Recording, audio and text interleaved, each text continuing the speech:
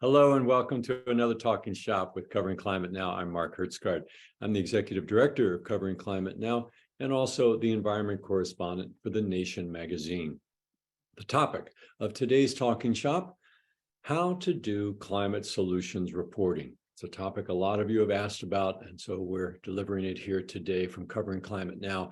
We are a global collaboration of more than 500 news outlets that reach a total audience of some 2 billion people. We're organized by journalists for journalists to help all of us do a better job covering the defining story of our time. It costs nothing to join Covering Climate Now. There's no editorial line except no climate denial. You can visit our website, www.coveringclimatenow.org, and you'll see a list of our partners. You can sign up for our weekly newsletter, check out all of our background resources, join our Slack channel, and apply for your news organization to join Covering Climate Now, or you can join as a freelancer. And speaking of our resources, you'll find a new one there today, the Climate Solutions Reporting Guide, which we compiled with the co-sponsor of today's Talking Shop, the Solutions Journalism Network. We're very pleased to be partnering with them today. They work with more than 500 newsrooms around the world and have worked with more than 20,000 journalists to transform journalism from focusing overwhelmingly on the problems facing communities and humanity, and instead also include how people are trying to solve those problems. In other words, the Solutions Journalism Network urges us as journalists to tell the whole story, not only what's wrong, but also efforts to make it right. And I think we can all agree that nowhere is such solutions reporting more urgently needed today than on the climate story. The record number of people attending this Talking Shop indicates that journalists are increasingly keen to explore this approach. Anyone who's paying attention can see that climate change is getting worse fast. And while journalists should certainly keep highlighting the extreme weather that is resulting in the floods, the droughts, the heat waves, and reminding audiences that these disasters are caused mainly by burning fossil fuels, all of that remains critical, but it's crucial that we also help audiences understand there are solutions to this problem. So, properly conveying that message is a challenge. And as you're about to hear, climate solutions reporting is not cheerleading, nor is it activism or naivete. It's about interrogating possible solutions and informing the public and policymakers about which ones work and which ones don't. This is the right thing to do, not only journalistically, but also commercially, it turns out. Opinion surveys show that audiences want this kind of coverage. They're tired of only hearing about how messed up the world around them is. They want to know what can be done about it. That's what we're going to be talking about today. I'll introduce our two Solutions Journalism Network colleagues in a moment. We'll hear from them for about half an hour, and then the remainder of the hour will be spent taking your questions. Afterwards, we'll send everyone who's attending here a link to the video recording. And meanwhile, you are invited to tweet throughout the session using @CoveringClimate and the hashtag CCNow. And now, I hope you'll join me in giving a warm virtual welcome to our trainers today. First, Swati Sanyal Tarafdar is an independent social justice journalist based in India and an accredited trainer with the Solutions Journalism Network. She mentors journalists all around the world and hosts regular solutions journalism trainings on YouTube through her channel, Earth Solutions Network. That's Earth Solutions Network on YouTube.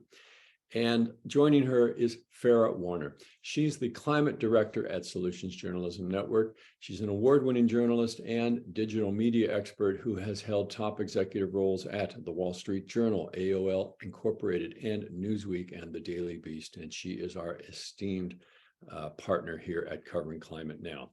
So I'm going to turn it over to the two of them, and we're going to learn here today about solutions journalism, especially as it applies to the climate story.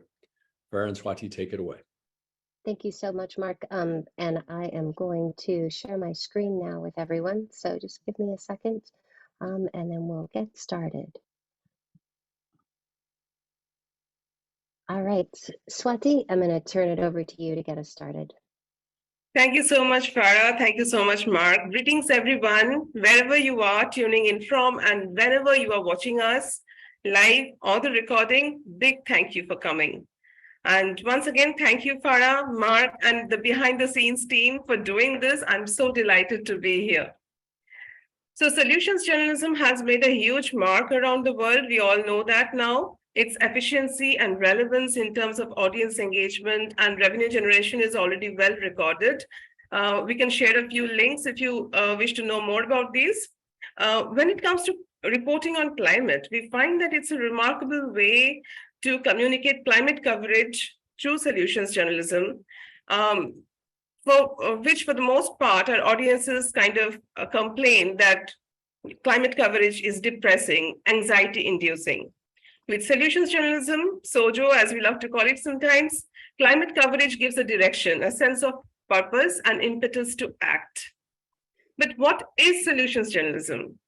Could you please type into the chat what's that one word you think of when I say solutions journalism?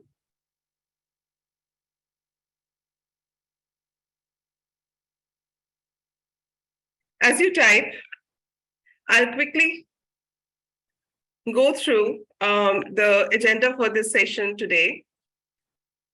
So we'll try to understand the solutions journalism framework, what it is and what it is not. We will check out how the 4 pillars of SOJO are incorporated into various climate solution stories. As we do this, we will brainstorm how we can apply the solutions journalism framework into our climate reporting to tell the whole story.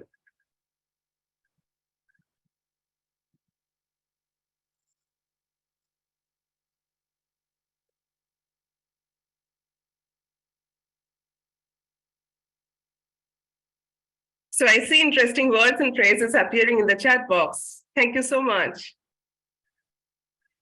So let's move on into the definition of solutions journalism. What is solutions journalism?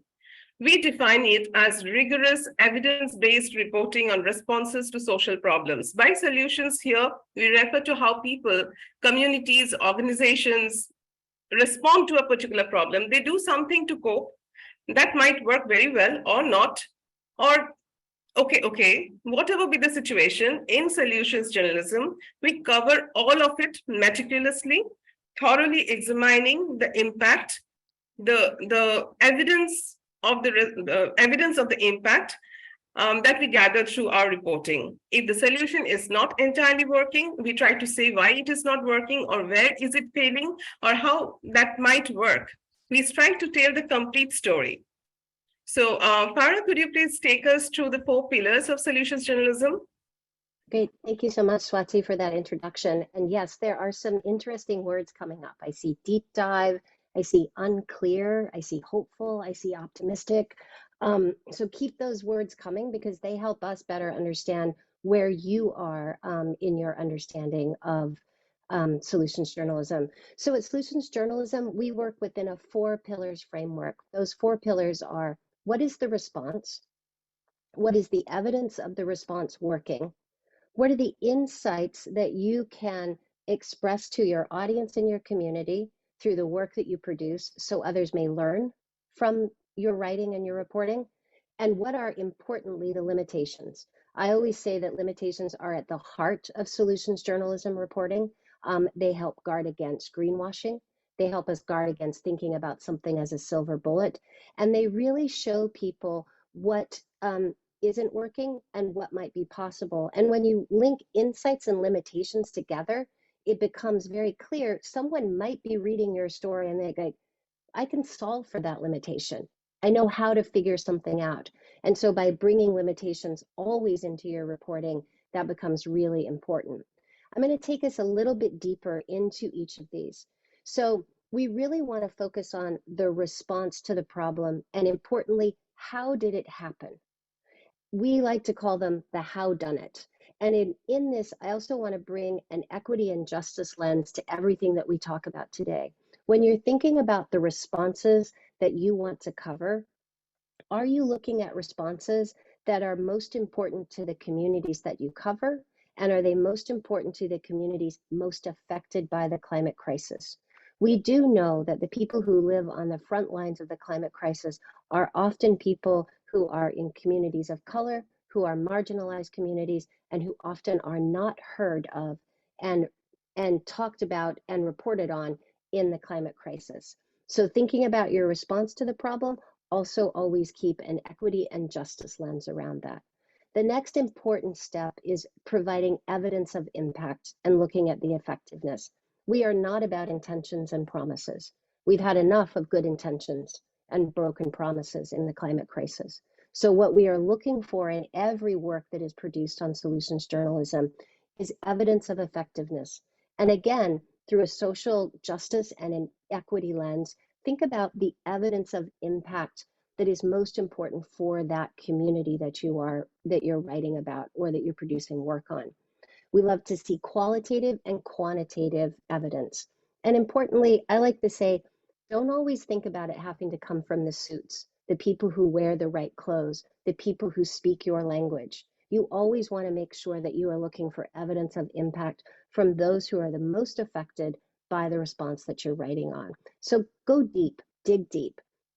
Quantitative is always really important, but of course we want to have third-party verification of any evidence that is presented to us. We're going to dig through a couple of stories later and we'll show you how that evidence of effectiveness comes up.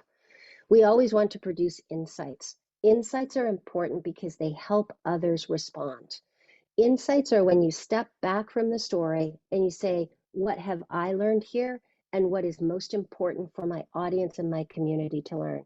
And again, those insights should really be driven up from the people that you are interviewing, from the people most engaged in the response and most affected by the problem. And as I pointed out in that other slide, point out any and all limitations.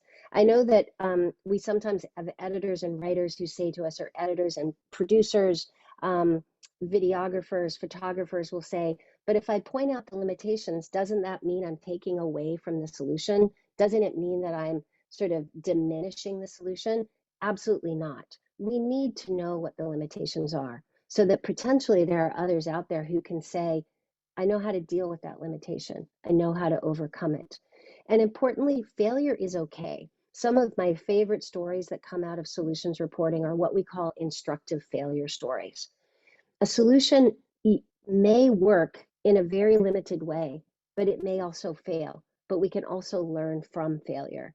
So again, response to the problem, evidence of impact, not just intention, produce insights, and point out limitations.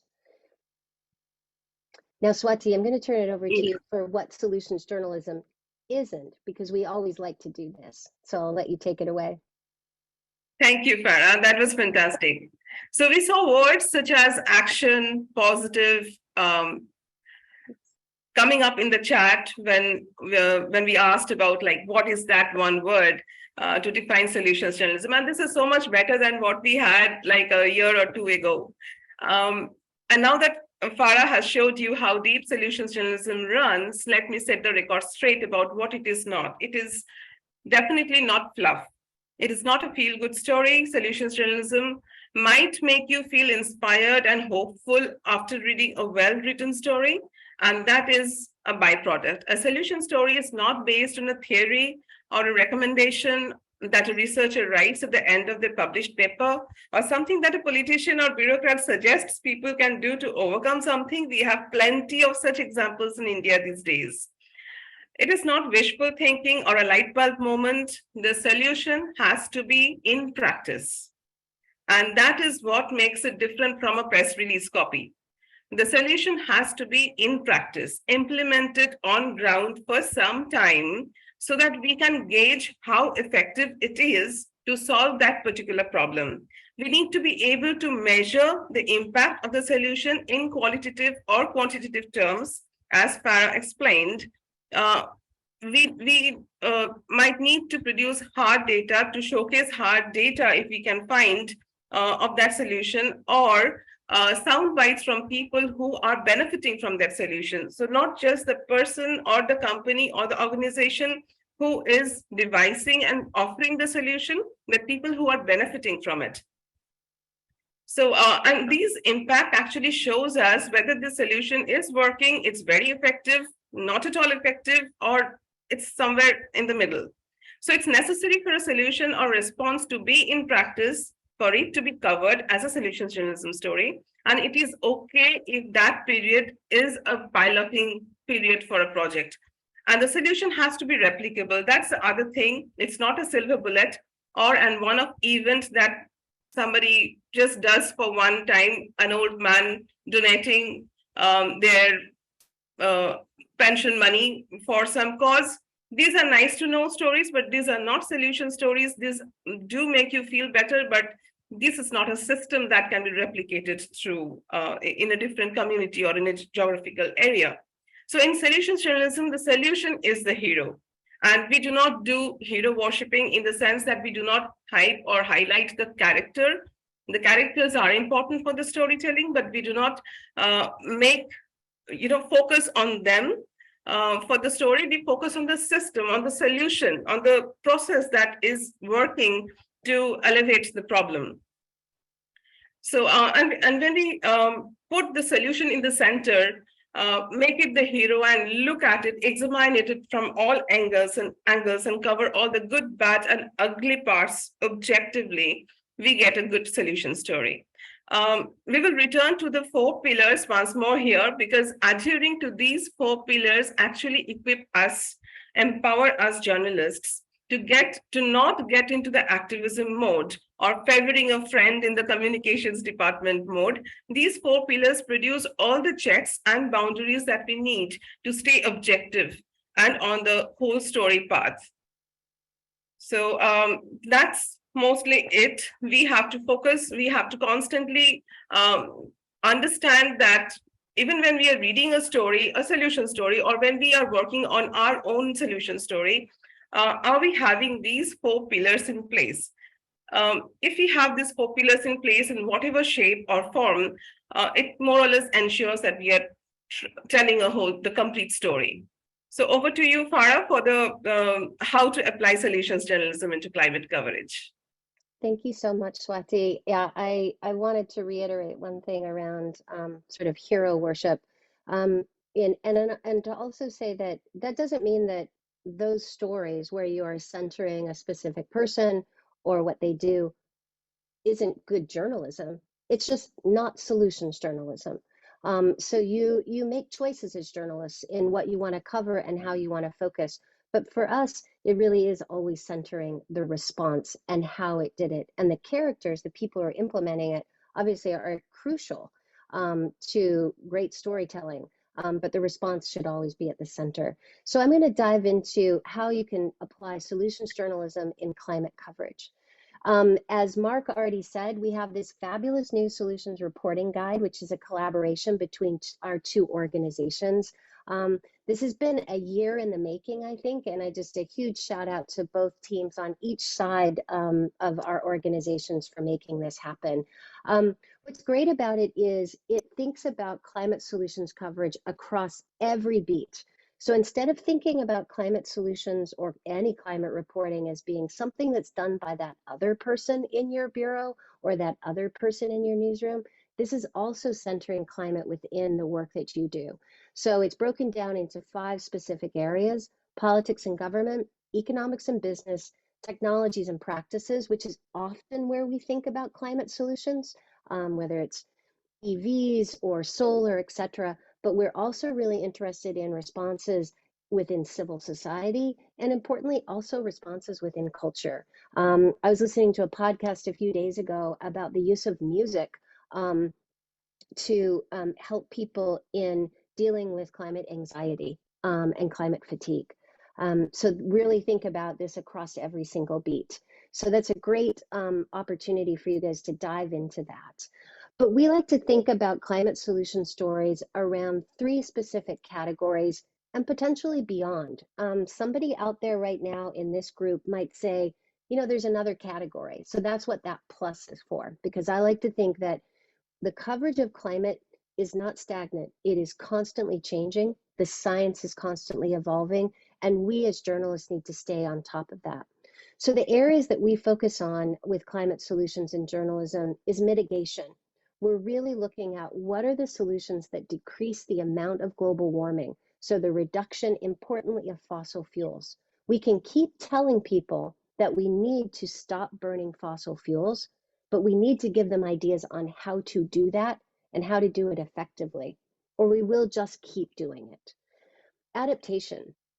Adaptation is really important in climate solution reporting because we are all living through the climate crisis every single day. It is not coming, it is now, and it has been with us for a very long time. So there are lots of solutions that prepare people and ecosystems for the climate impacts. So adaptation is a rich area for us to focus on.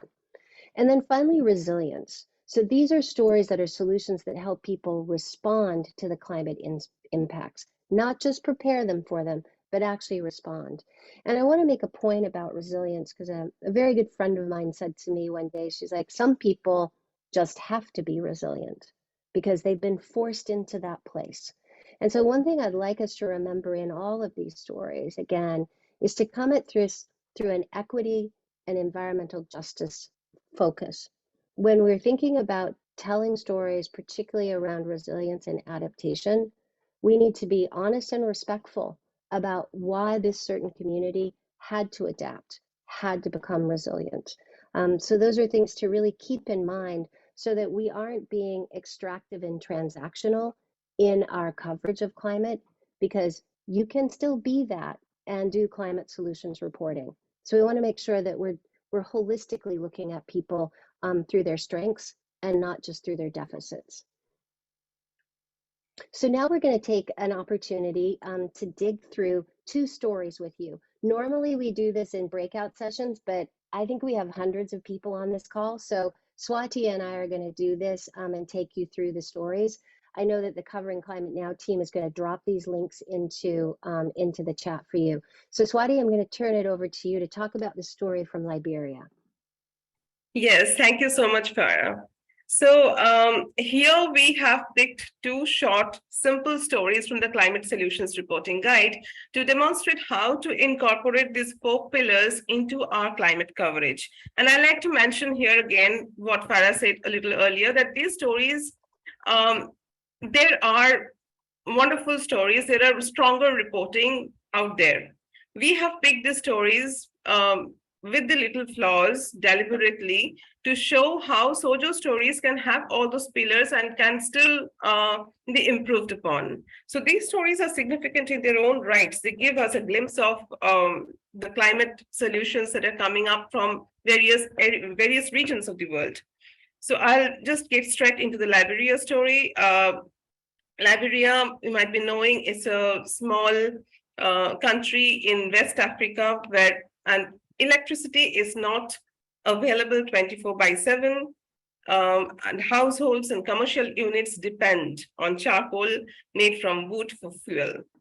People in the rural areas, they use firewood for cooking, so that's a lot of smoke emissions and deforestation. There's no other way. I pull up a small data from the story itself. Yeah, it says, just to put this story into context, to just have a perspective set, the United Nations estimated that more than 950 million people rely on wood and charcoal for cooking in sub-Saharan Africa alone. That number will rise to 1.67 billion by 2050. So that's a sentence from the story.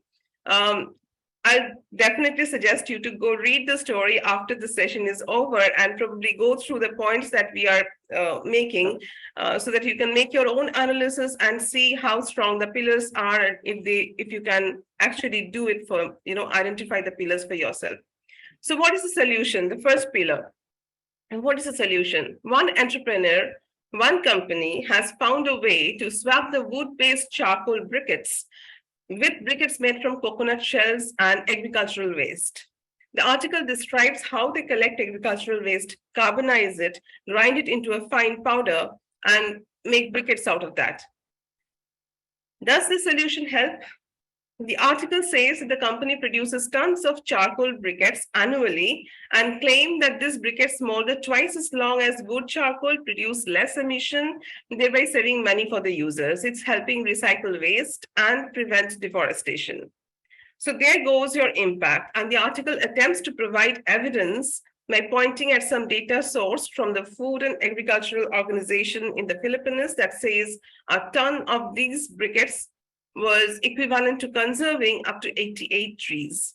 Deforestation is a big problem in the country, and these data kind of sets the tone for the evidence, the pillar 2. Are there any limitations to this solution? I pulled up the limitations at the third point. Yes, there are certainly limitations to this particular solution. The first one, the article suggests that Lagaria accounts for almost 65% of wood charcoal demand. That's an official figure. And although this alternative source has been in demand, the manufacturing process needs fuel. And in the absence of steady electricity, they might have to depend on diesel, which not only adds to the cost, but also is something we are trying to avoid. So that's pillar 3, limitations. And a story can have more than one. What do we learn from this solution? That's pillar 4, the insights. This story informs us that the manufacturing process of this alternate solution is simple. Sourcing trash is not a problem. If alternate sources of energy is available at a reasonable cost, this might very well work in some communities or in some other geographical location. So if an entrepreneur in Chennai, India, Chennai is a South Indian city, if somebody from there comes across this article and starts wondering if they can implement this solution in their area where there's a lot of agricultural waste, coconut orchards are very common here, can they use this information in the story to replicate a similar solution in their city? So that's the question we will be asking. What else would they need to know? The fourth pillar answers these questions. Insights is what we carry off if we want to replicate this particular solution in our situation. So visualizing a member of your audience in a different location with a similar problem often helps us to chart the information they need to replicate the solution, and answering those questions ensure that you're telling the full story. So that's a kind of a small way we like to think and brainstorm to have our 4 pillars in place. So here we examine the solution story to identify the 4 pillars. These 4 pillars are present, but they are strong enough? That's the question we also need to ask often. And when you read stories, when you read solution stories, and maybe other kinds of stories as well, reportage, if you can try to analyze this and find out if 4 pillars could be present, if the 4 pillars are present, and how you can gather information on them or how they can be strengthened, I think that would provide very deep insight into how you can build your own climate solutions reporting. So Farah will now take you through the Berlin story, Farah. Thank you, Swati. And as you read these stories on your own and dig through the Climate Solutions Reporting Guide, I love what Swati said, is to kind of take this interrogation into the stories and ask yourself, can you find the response? Can you find the evidence? Can you find the impact? Can you find the limitations? There are no perfect stories either. As we all know, as producers of this work, there are just no perfect stories. But what we're looking for is really giving our audiences and communities the kind of information and knowledge that they need to catalyze and move them forward in this climate crisis and be there along with them. I'm going to take you through this story. This comes from Germany, so very different place than Liberia, obviously. And as Swati pointed out, both of these stories are relatively short.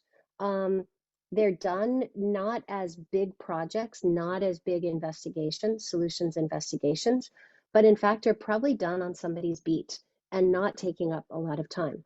So this one is about mitigation and the important thing that we need to focus on, which is decreasing the amount of global warming and importantly, the reduction of fossil fuel use. So this is a look at a 3-month experiment, and somebody had asked in the chat, what if something is sort of still in research and development or in pilot phase? And this is a really good opportunity to look at something that is a pilot and ask yourself, what if this was then replicated?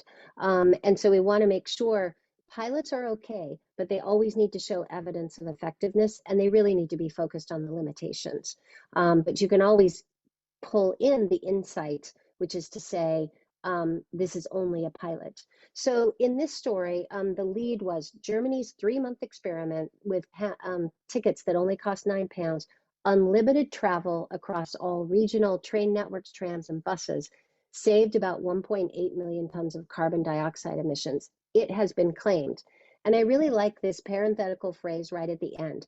We can always make sure that people understand that the evidence that we are gathering comes from someplace. And we always need to source that evidence so our communities and audiences can go back and say, is that right? And also for us as journalists to do some third-party verification of that. So taking apart this story, so the response here was simple: cut fuel consumption. That was what it was about. It also, they wanted to address issues of inflation as well. But at its core, the response was around cutting fuel consumption. How did they do it? They just made train tickets less expensive. And importantly, they made them easier to buy. So it used to be, and I guess now back in Germany, is every zone had a different price, every region had a different price. And they decided to do away with that for 3 months. They made train tickets just £9 and easier to buy. One ticket allowed you to go anywhere. And so that drew more people to public transportation because it made it easy to understand. It reached the intended target audience. This was the evidence that I think was really important. While the number around the reduction of carbon dioxide was in the lead and important in the headline, the evidence that I pulled out was that it reached the intended target audience. They sold 52 million tickets, 1/5 of them to people who don't normally use public transportation. So that's saying we're taking people who generally would drive someplace and use their internal combustion engine cars. They're not, they're taking public transportation. The insight here was that it made a climate solutions be simple and affordable. This is one of the things that we do see in climate solutions, and some of the backlash against solutions is, well, I'm going to have to give up something. I'm going to have to lose something for this solution. I'm going to have to give up my car. I'm going to have to give up. And so even in covering climate solutions, in maintaining that concept of what we call constructive hope, is that we want to make sure that we point out insights where we're making sure that people understand this is a solution that a lot of people could buy into. And they didn't focus solely on the environmental aspects, but they also just decided, let's take the complexity out of it. Now, the limitation in this is a big one. It's a pilot. It only existed for 3 months. That doesn't mean that it's not a solution story. It is a very good solution story, but the limitation is, and as the journalist pointed out, it might be difficult to make permanent because it costs money. It costs the government money to provide what was a subsidy, basically. People talked about overcrowded trains and not being able to bring your bikes on. So there also could have been resistance from community. And then finally, I do think that that carbon dioxide claim needed to be verified more. I'd really like to, I would have liked to see third-party verification of that in that story. So those are our 2 4-pillar stories. Normally we do this in a breakout brainstorm, and I know we're going to drop a link in the chat a little bit later. You can feel free to fill out our training and collaboration form, and we're happy to do brainstorming anytime with you. All right. So Swati, I'm going to let you take this one. Yeah, thanks, Farah. So we often get asked, like, okay, you are talking about solutions journalism. So what do? We only do solutions journalism? And the answer is, of course, no. Solutions journalism is a part of the domain, and it has its particular uses. We also need traditional journalism to cover the problems that we face. And solutions journalism come somewhere in that phase. It comes after a certain level of awareness has been created among the audience regarding the problems. So this flowchart here it kind of explains when you do solutions journalism, we ask the question that is this problem well known? Are my audiences aware of this particular problem? Are they aware of the hazards that it causes, the public health failures that these issues are causing? So if the answer is yes, yes, the audience is aware and they're bored of it, they don't want to hear more of it, then we talk about solutions. We try to find, identify, locate what people are doing in response to these problems. So solutions journalism has its own phase in this whole circular journalism area, if I can say that. So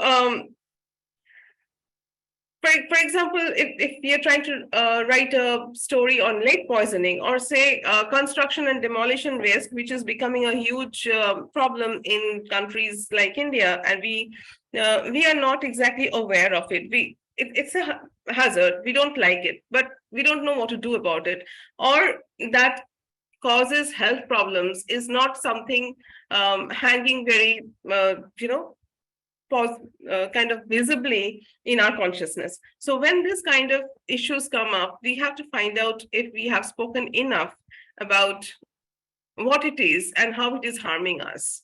So once that is in place, we can go to solutions journalism and cover those stories that people are doing to tackle those. Farah, you want to add something here? No, Swati, I think you covered it well.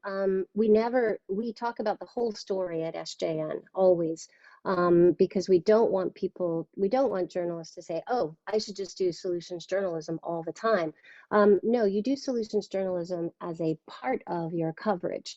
And I know we're getting close to time, and there are a ton of questions in the chat. So I'm going to move on quickly to a couple of things, which is, in short, the way we like to think about it is by telling the whole story in our news coverage of the climate crisis. It is in itself an essential climate solution.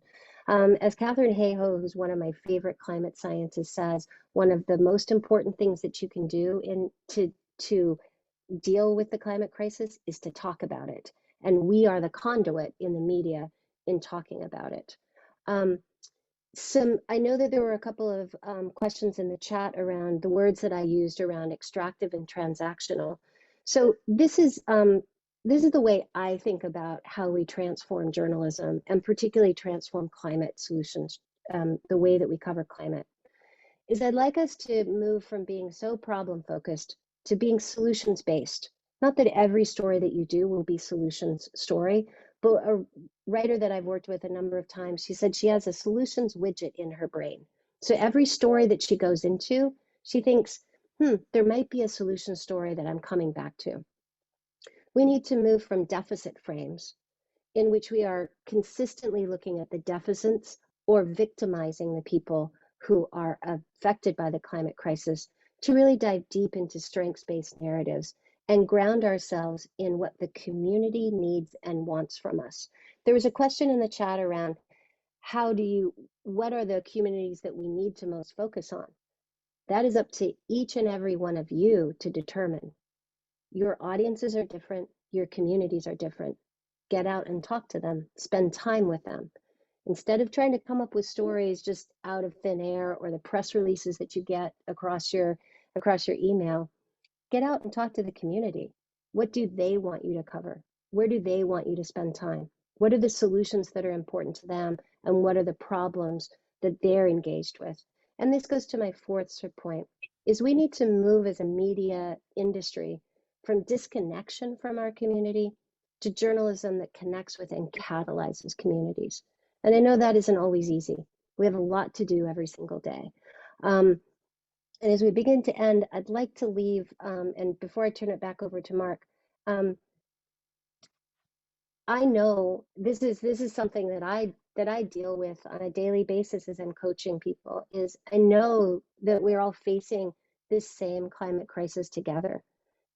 But I think solutions journalism can also help us in the journalism industry to say, I'm just not going to keep writing the same depressing story over and over again. And so with that, I'm going to turn it over to Mark, who's going to lead us in some questions. And Mark, I'm assuming bring off the screen share and we'll go from there. That's right. Thank you so much, Vera. Thank you so much, Swati. And a special thank you to Swati, who is joining us from India, where it is late in the evening. So thank you for staying up to be with us. Pleasure. There are so many people here, and we've had so many questions. And I'm just going to preface this final Q&A, the last 20 minutes here, by saying that we're not going to be able to get to all the questions. So please know a couple things. One, look at the climate solutions guide that we've just posted. Karen Camp, my colleague, has put it here on the chat, but it's also on our website. That will help with a lot of your questions. Also, Swati and Farah are always available for direct consultations with you or your newsroom. And in particular, they have another session coming up on February 8th. That is open, as I understand it, open to all comers, journalists only, please. And you can sign up for that at the Solutions Journalism Network website. And probably there will be momentarily in the chat, there will be a sign up for that as well. And I'm going to start with a couple of questions. Our dear colleague at NPR, Neela Banerjee, put a very, I thought, provocative and insightful comment in the chat saying that attacks on climate solutions are the new climate denial. And I think you can see that in the current hubbub around the notion of gas stoves, which has gotten a lot of people on the political right in the United States very, very upset. Really a tempest in a teapot, since contrary to what you may have heard, the government is not preparing to come and ban your stove. But Farah and Swati, I wonder if you could just speak to that general concept for a second. We may be moving into a new phase in the climate story where the shift of the climate deniers has gone there. They can no longer get away with denying the science. And so now they're trying to say that the solutions aren't going to work. And if they can keep dumping enough doubt on solutions, they can continue to hold on to the current paradigm of fossil fuels, which of course will roast the planet. So have you at Solutions Journalism Network, have you considered this, and how can journalists deal with that dynamic? Swati, do you want to take this on? I know it's become such a thing with stoves in the US, but Swati, do you want to take it first, and then I'll. Yes, I'll definitely love to hear from you, but maybe I'll just, the reason I wanted to take up the Liberia example was also to show that communities like that exist. It's not that we have on the globe all the privileges everywhere. There are communities that are, and whatever they're trying to do from 1 to 2 to 3 to 4, that works. That's a solution for us, and it will help us to get there. We understand the problem. The third world countries understand the problem. Getting to the solutions now, that's a very potent way to analyze the stories that we have, analyze the solutions that we have. Now, when we have these 4 pillars in place, when we analyze these 4 pillars, it helps us to point out, as you mentioned, Mark, like when it is failing, when the solutions are just being dumped on us and we are being misguided in our thoughts. So when we measure the impacts, when we try to record the limitations, it helps us to show what is greenwashing and what is not. So that's one thing I would like to point out. So basically, we have different kinds of communities, different kinds of situations with people. And of course, for solutions, we have to go through those 4 pillars to ensure that we are not going in the wrong direction. We are not being misguided. Farah, to you. Yeah, so I would say, and I'll take the sort of gas stove question straight on, is I think now we're starting to write stories about people, about is it a right issue, is it a left issue, is it a conservative issue, is it a progressive issue, and it drives us away from what does our community and our audience want from us.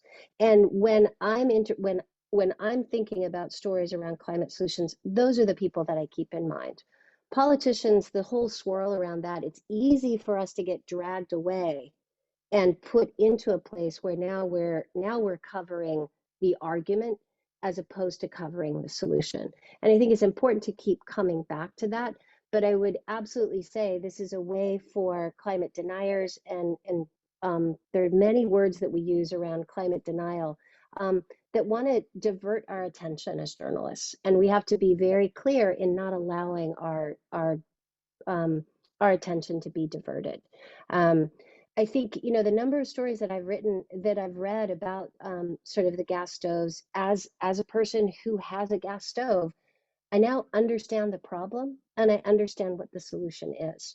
So for me, I'm stopping caring about what the politicians are saying, and I'm going to make those choices for myself. And I think that that's the important thing for me. But I know that it's not easy right now because there are lots of solutions that are under fire, as a number of people have put into the chat.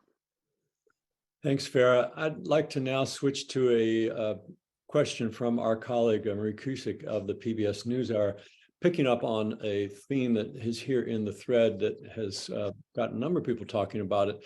How, basically the question of the psychology, the mass psychology really, of solutions reporting.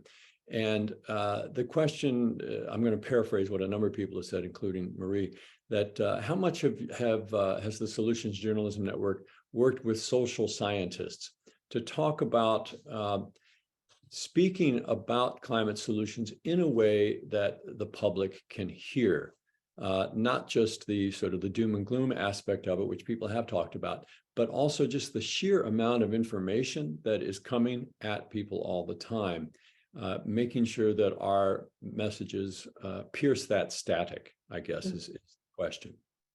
Yeah, it's a great question. And it is my goal this year for us to start doing some research around how well stories, climate solution stories, pierce that, get into audiences and either catalyze them, change them. We do need more academic research around that. So if anybody's interested in joining me, it is one of my goals.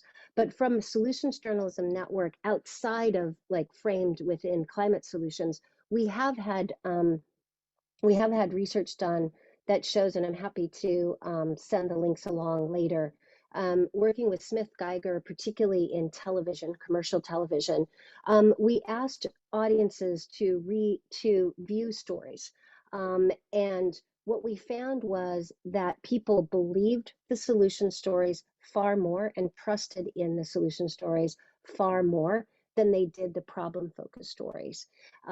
They found constructive hope in those stories, and they felt as if they had been heard, and that they themselves felt like they could make a difference, that they saw themselves in the stories. So what I'd like to do is, it's a great question, and we do have research around it. But again, in terms of climate solutions, it's something that I've been speaking with a couple of my colleagues in other networks, particularly in Europe, around we need more research on this topic. Let me shift now to a question. We sort of touched on pilotitis, great phrase, by the way, pilotitis, earlier, but I want to dig down a little bit. There's I think, an interesting question from Stephen Kent, who says, I work on greenhouse gas reduction, including methane removal. And for those who don't know, methane is a very, very harmful greenhouse gas, not as ubiquitous as carbon dioxide, but far more potent at trapping heat than carbon dioxide is. So an essential part of getting mitigation under control is removing methane from the atmosphere. So GGR, or greenhouse gas reduction, and methane removal, Stephen Kent writes, is mostly in the R&D phase, only a few pilot programs. And for methane removal, it is critical, and he says this from an NGO standpoint, but it is critical to educate audiences, both the public and policymakers, about the need to reduce methane and the need to extract carbon out of the atmosphere. How does that fit into a solutions journalism framework? The idea that we've got to educate people about what is really a kind of a paradigm shift in their understanding of climate change. Usually we think that mitigation or turning down the heat means reducing the amount of emissions, which it does. We have to absolutely slash the emissions. We have to absolutely phase out oil and gas as soon as possible. But at this point, because the concentrations in the atmosphere are now over 420 parts per million, we also need to get carbon dioxide and methane out of the atmosphere. So how does that educational need, both for public and policymakers, can a solutions journalism network approach to climate solutions reporting, can it address that issue? Swati, do you want to jump in? And then I'll follow up.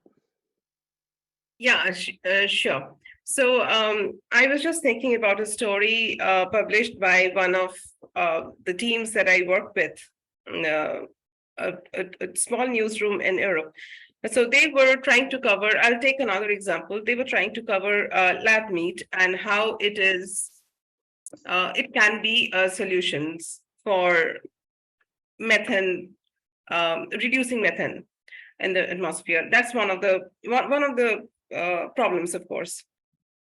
So lab meat is not, countries do not have permission except Singapore. Nobody can buy or access lab meat openly. Those are still in various processes of getting approval, experiments like that. So this particular story, I'll try to find it and post it in the chat box. So he did the story so well with solutions focus. It's in the pilot. The only case study we had was of Singapore, and that too was couldn't be borrowed directly from that. So that's a classic example of what he did with creating awareness, telling us what lab meat is, how it is made, and where all the questions are coming up. And how it can solve the problem. So we have those 4 pillars. He has tried to pull in all those 4 pillars in there while explaining everything anybody wants to know about lab meat. So yes, Farah, we can take it from there. Yeah, I think as we said, pilots are okay. R&D is okay, particularly if you point out the limitations. I think with the pilots, it would just be how much evidence of effectiveness are we seeing? And being clear in the story or the produced work, the video, the audio that you're doing, is that this is a pilot, that it's still in R&D phase, but it can still work as a solutions piece. One thing I will say here at Solutions Journalism Network, we will be launching in February and March 3 trainings around carbon removal and carbon removal trainings and how to cover that CDR, carbon dioxide removal. We're not focused on methane yet, but we certainly can come back with a training, but how to actually cover that solutions effectively, because we do know we actually have to capture carbon out of the air now. We can't continue to live with this much carbon in the atmosphere. So those trainings, I'll make sure that Covering Climate Now has access to those links when we are ready to take signups.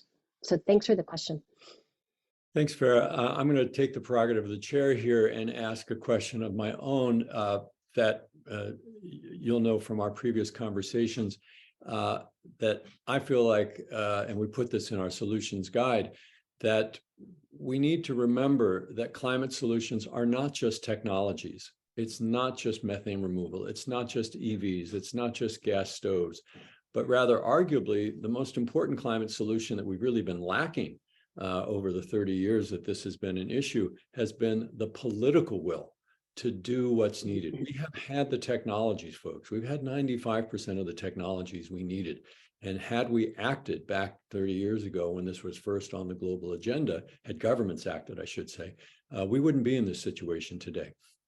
So things like voting, things like protesting in the streets, things like lobbying your legislators, those are climate solutions. So how does a climate solutions reporting framework approach that? Can you give just some general comments to some of the journalists on the line here? Sure. I'm going to take a specific example, actually. So and Covering Climate Now is a partner with us in our Climate Beacon Newsroom initiative. So we're working with 9 newsrooms over the next 9 months to really transform their coverage. And one of those newsrooms is the Reader from Omaha, Nebraska. And their whole focus is looking at Omaha as a city which has no climate action plan, being in a state that has really no climate action plan either, and beginning to look at what is possible for a community to request and require of their city that they have a climate action plan. And so some of the stories that they're already looking at is, well, other cities do it. And hey, wait a minute, Lincoln, Nebraska, just an hour away, has a really solid climate action plan.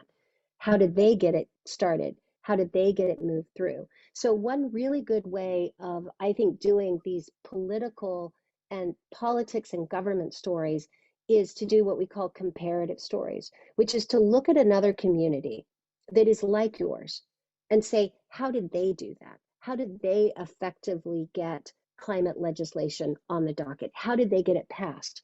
And in terms of activism, activism absolutely can be covered as a solution. What we're looking for is systemic change over time for very specific communities that are affected. So we're not doing hero worship and looking at like a single activist. We're actually looking at the system that the activism is seeking to change.